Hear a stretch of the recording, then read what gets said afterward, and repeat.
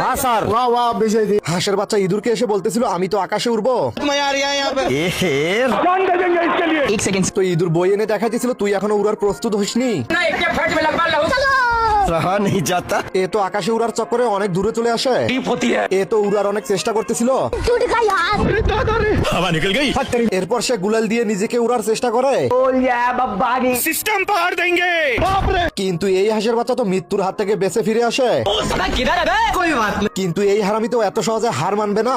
Favourite dosa ही তো পরের দিন সে রাশিয়ার তৈরি রকেটের উপরে বসে পড়ে।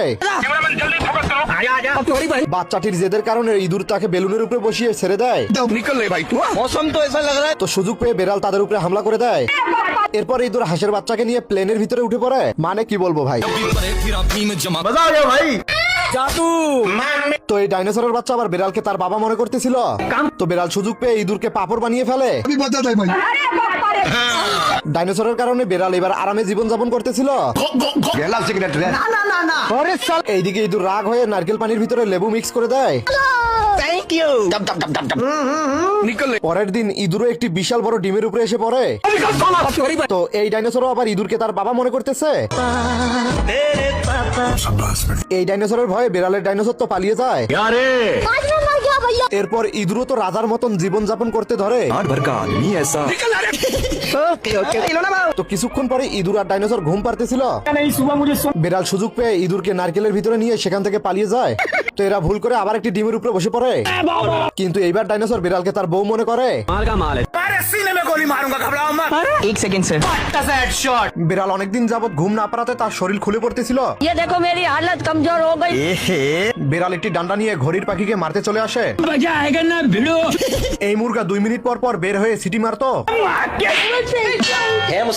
এরপর বেড়াল পাখিকে মারার জন্য বন্দুক নিয়ে আসে। सिस्टम पार देंगे।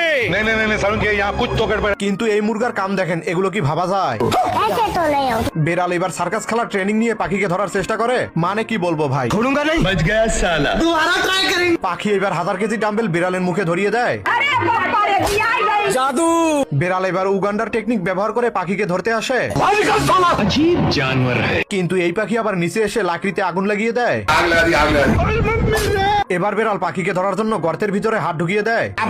কিন্তু পাখি আবার তার চেহারা আঙুলের ভিতরে আট করে দেয়। चलो 1 2 3। হ্যাঁ স্যার। হাঁসের বাচ্চা ইঁদুরকে এসে বলতেছিল আমি তো আকাশে উড়বো। एक सेकंड তো ইঁদুর বই এনে দেখাইতেছিল তুই এখনো উড়ার প্রস্তুত হসনি। रहा नहीं जाता। এ তো আকাশে উড়ার চক্করে অনেক দূরে চলে আসে। होती है। এ তো উড়ার অনেক চেষ্টা করতেছিল। टूट गई हाथ